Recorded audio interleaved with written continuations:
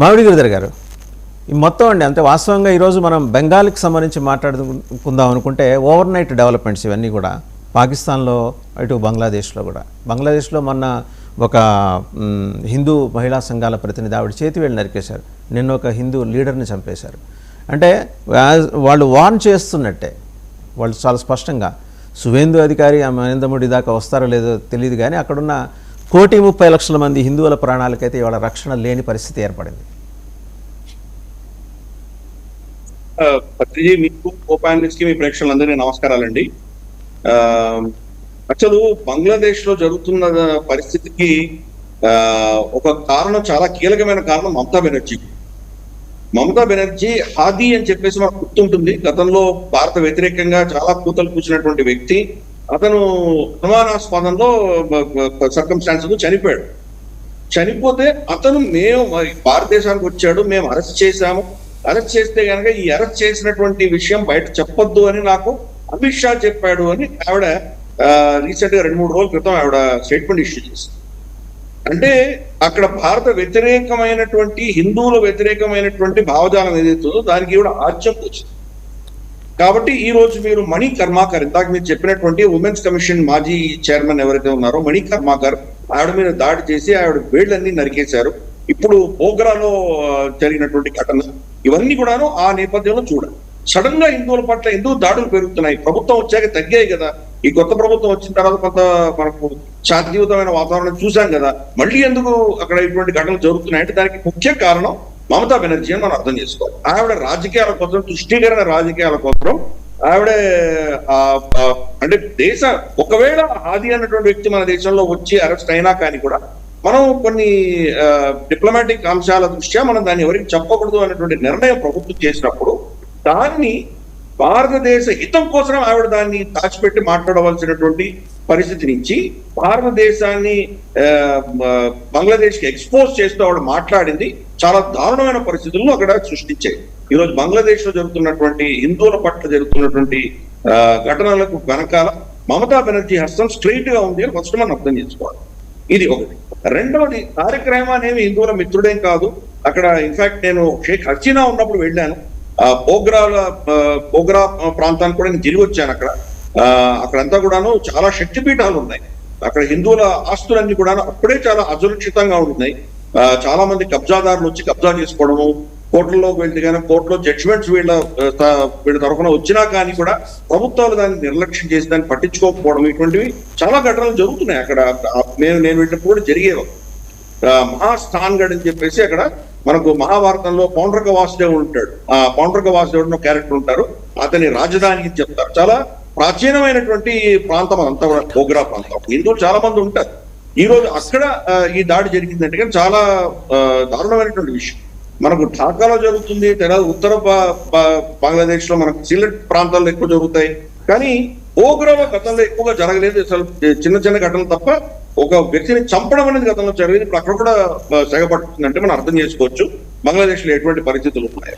అలాగే మనకు దక్షిణాన కూడా మనం చూస్తే కనుక బ్రాహ్మణ భార్య గతంలో అటాక్స్ జరిగినాయి, కానీ ఇప్పుడు అక్కడ కూడా మోరర్లెస్ చట్టోగ్రామ్ ఇక్కడంతా కూడా ఇప్పుడు కొద్దిగా కంట్రోల్లో ఉంది.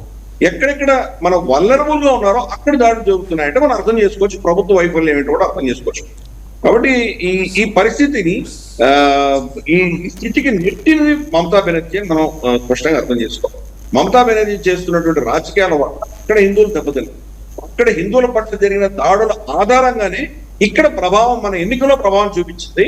హిందువులు మళ్ళీ కనుక ఈ తుష్టీకరణ రాజకీయాలు మమతా బెనర్జీ చేసేవాడ అధికారంలోకి వస్తే మా పరిస్థితి ఏమవుతుందన్న భయం వాళ్ళలో పట్టుకుంది. కాబట్టి అదొక చాలా కీలక పాత్ర పోషించింది మనకు ఎన్నికలలో.